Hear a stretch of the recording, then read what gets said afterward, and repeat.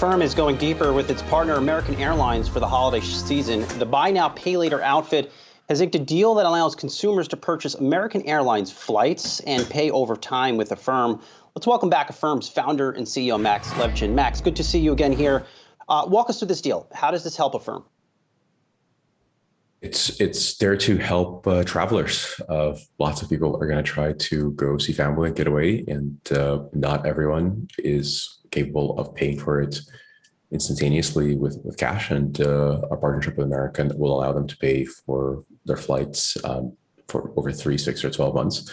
We're proud to announce there's an exclusive deal with AA.com, and you'll see there. It's as always with Affirm, has no hidden fees, no late fees, no deferred interest, nothing that should make you feel uncomfortable buying. And so go out there and shake off, hopefully, the last of the pandemic. Hey, Max, it's Julie here. We were just chatting amongst ourselves this morning, and I still think that even though buy now, pay later services have grown to such a degree, I think among consumers, there's still not a full understanding. So if you don't mind, when I, as a consumer, am looking at a buy now, pay later option versus a credit card option, is the main difference from my end that I won't have those fees and interest, for that matter, on these payments as I make them? So it's a great question. I appreciate the opportunity to explain myself.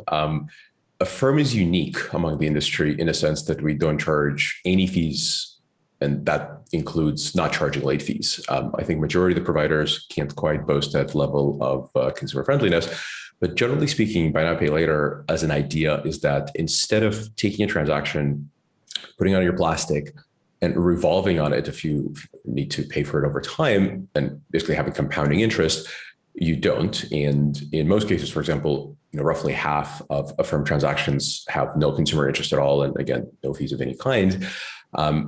Even if there is interest, it's in, I think, all cases, certainly in our case, simple, as in the interest doesn't compound into future interest.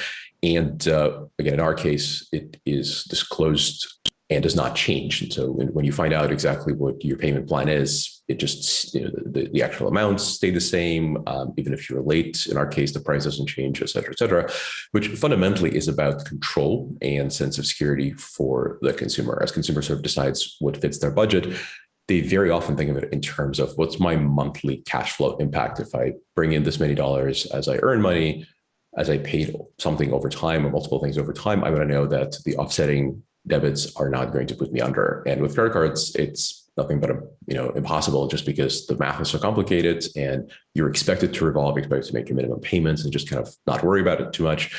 With Affirm, our mission is to bring transparency to the whole idea of buying, to pay for things over time and give consumers a sense of control. And that's what we've been doing for the last 10 years. We're sort of invented this industry many years ago now and continue to deliver on it.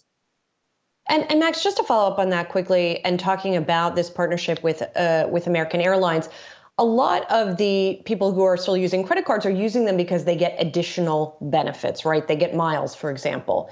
Is there any plan on the part of Affirm, or maybe you already offer this kind of a product already, I don't know, that offers additional benefits in addition to just the ability to pay, for example, without these additional fees?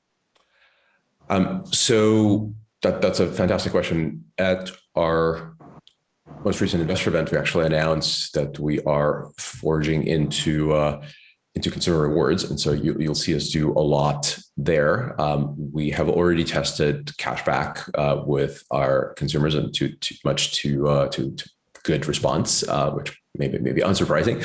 So we'll have a lot more to say on that front. Hey, Max. Yeah, it's Brian. It's great to speak with you. I wanted to ask just about some of these offerings when you talk about cashback. I think a lot about the banks offering these types of things on their credit cards. What kind of helps buy now, pay later, I imagine, is a lot of these partnerships like the one that you're announcing with American Airlines. But you've heard the likes of Jamie Dimon say that he's scared S-less, I can't say the word, about the buy now, pay later industry. What do you see as the interaction between you and your competitors with the traditional banking industry? Is this set for a crash course collision at some point?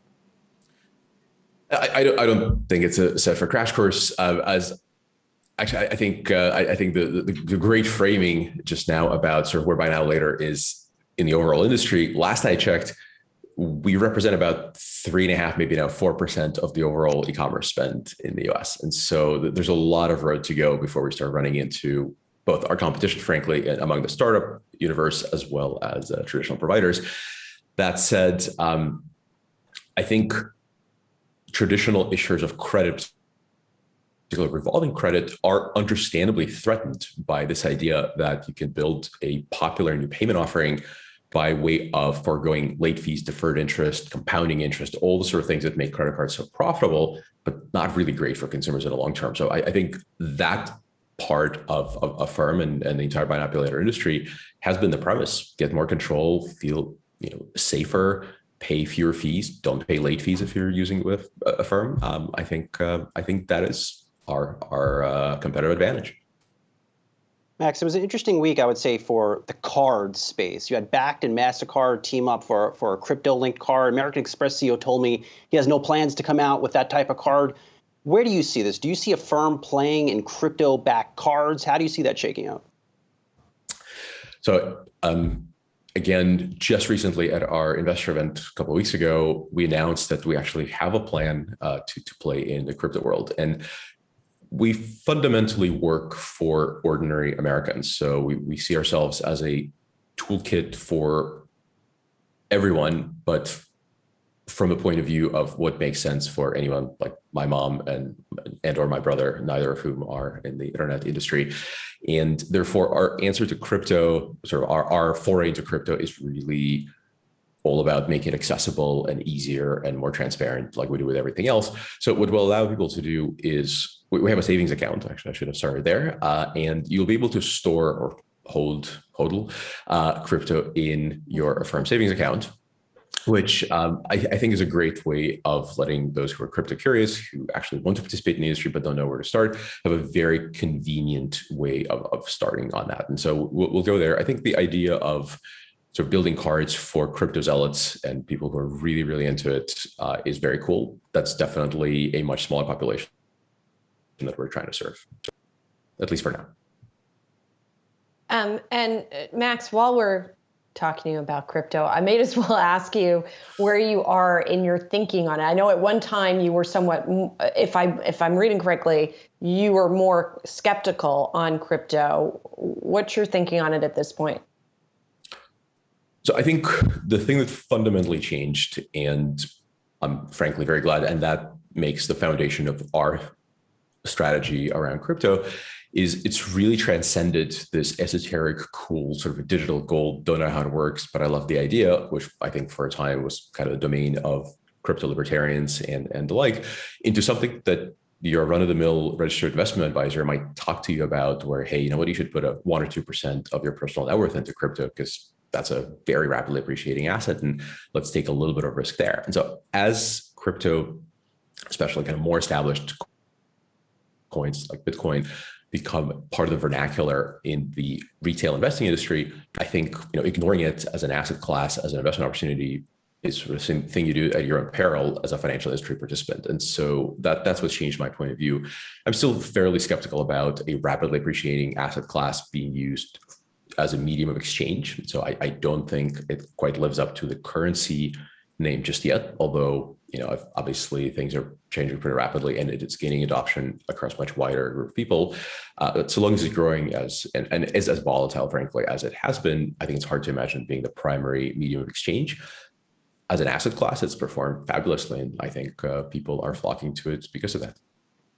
And Max, lastly here, what's the regulatory dialogue looking like right now? We know that there's someone new at the Consumer Financial Protection Bureau. Rohit Chopra was actually speaking to the House Financial Services Committee yesterday, spoke a little bit on buy now, pay later, but there's been some interest from the CFPB and maybe other regulators as well to look into that space. Have you engaged with those regulators? Are you optimistic, pessimistic about how they might approach this kind of new fintech technology?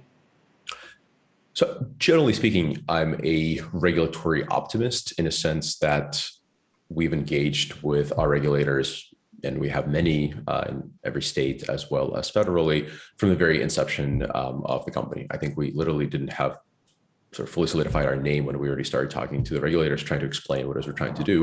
We have a lot to be proud of. as I keep on loving to mention, we don't charge late fees. We're fundamentally consumer-centric. The thing about not charging late fees, just to sort of make it why it's so important, it fundamentally aligns you with the end consumer. If they can't pay you back, we get nothing. And there's not really an opportunity to sort of sneak in a fee or two because we don't do that. As a result, generally speaking, our regulatory relationships are very positive. We get to show up and say 10 years, billions of dollars, $0 and 0 pennies of late fees ever, or deferred interest or anything sneaky. So having that conversation has been very positive for us. I spent 3-ish years on CFPB's advisory board.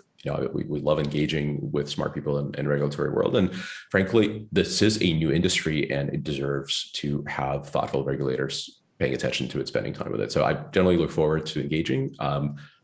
I think it's been very positive for us. Max, thank you so much for getting up early to talk with us this morning. We appreciate if I sound it. hoarse. Thank you for having me. We're used to it ourselves, working these hours. Max Levchin, the founder and CEO of Affirm. Thank you so much again for joining us this